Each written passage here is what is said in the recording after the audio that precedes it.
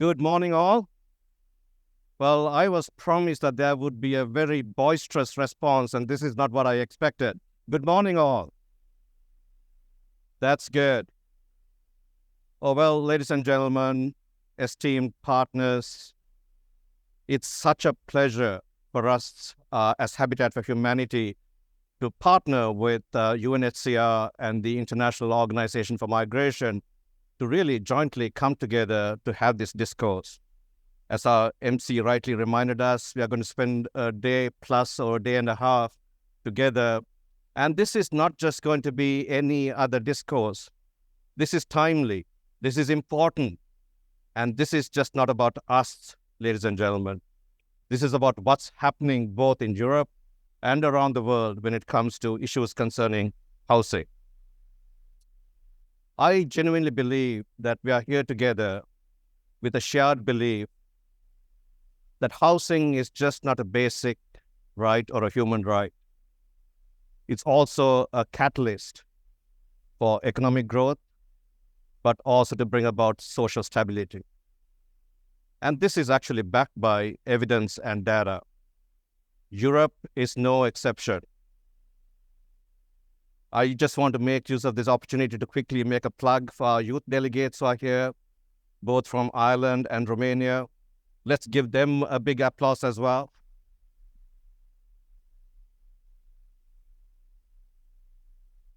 Amplifying the voices of our youth is essential, particularly as we think of the challenges that we have when it comes to issues concerning housing and shelter. And you'll have a chance to really get to know them, but also to hear from them as well.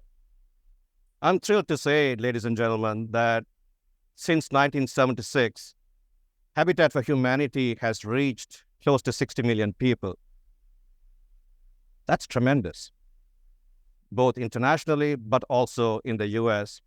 We've joined forces. We've joined forces with partners who share our vision, who also share our conviction about housing being a basic right. And yet we understand and appreciate there are significant challenges. Hence the reason 2.8 billion people around the world, ladies and gentlemen, don't have access to adequate housing.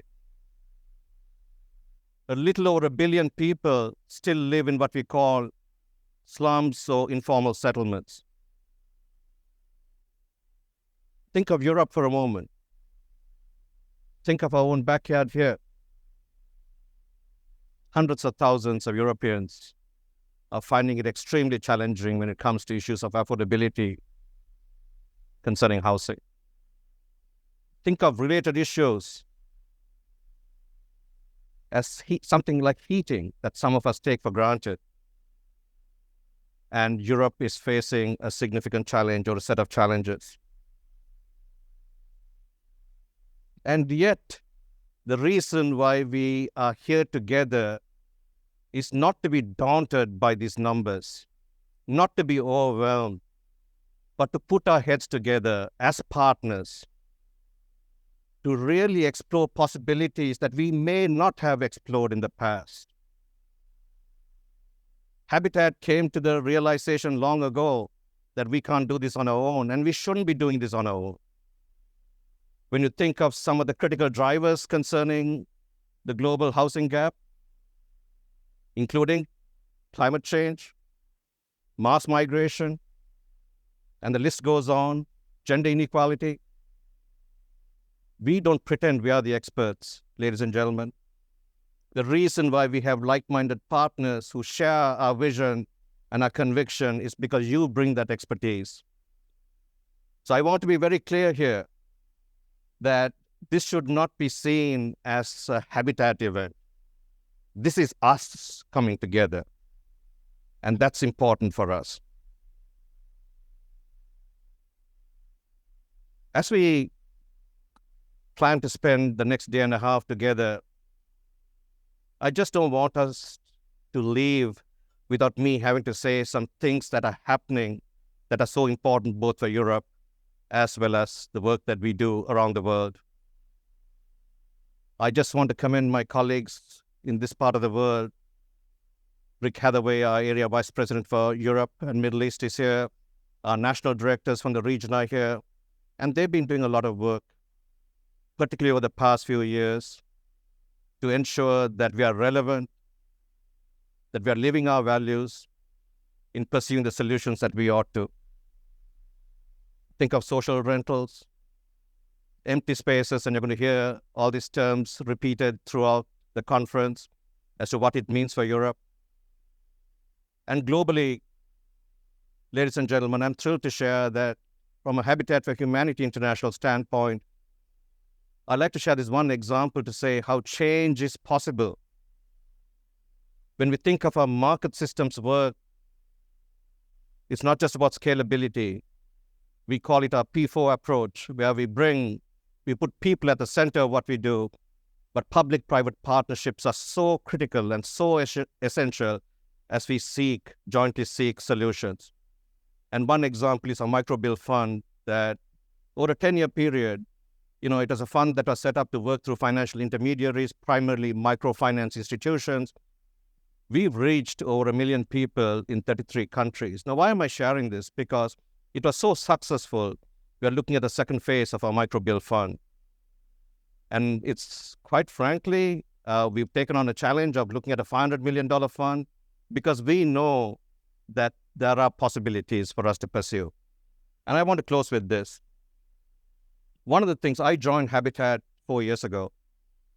Amongst the many things that attracted me to this wonderful organization, one of the things has to do with our values of humility, courage, and accountability. Humility tells us that we need to acknowledge that the problems we face are much bigger than us. And that's okay to acknowledge it. It's also okay to be humble enough to say any single entity cannot find solutions on its own. Courage tells me that we got to speak up, particularly speak up on behalf of communities that are marginalized. Think of those living in informal settlements. They don't have a voice. They expect us to be the voice.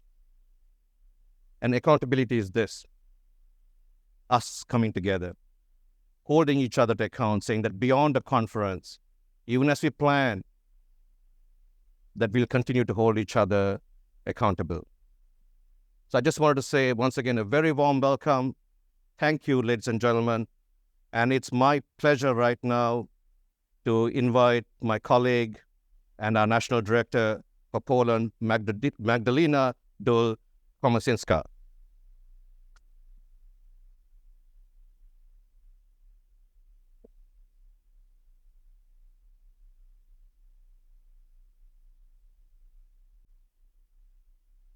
Hi, welcome everyone.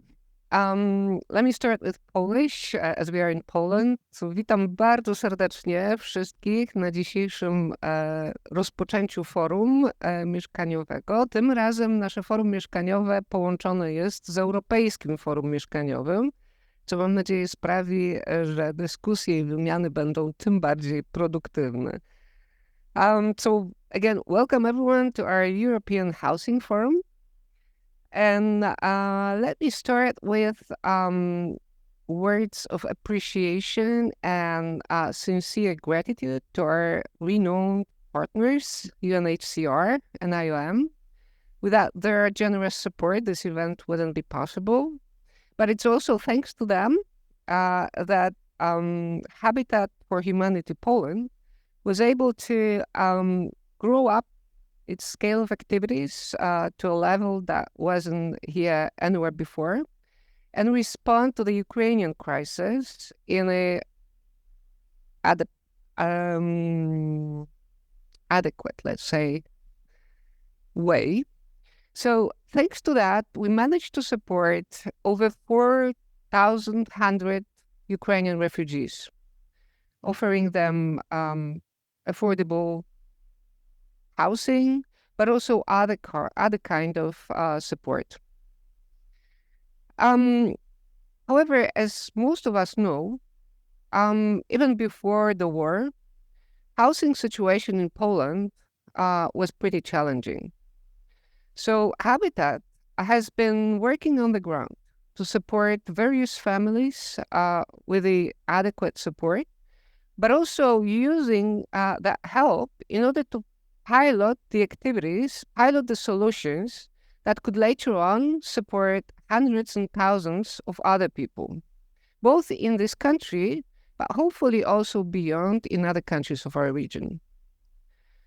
And among these solutions, what we've been piloting was, for instance, social rental agencies, but also different kinds of support for landlords and renters in order to support the rental market so that it becomes affordable and large scale.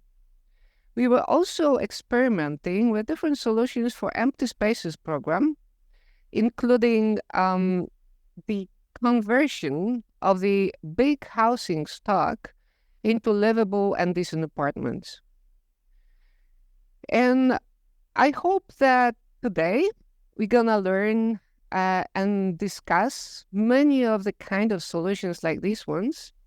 And I hope that everyone will come out of these meetings and these discussions with loads of inspiration, new information, and enriched and strengthened in our common fight for decent and affordable housing for all. Thank you.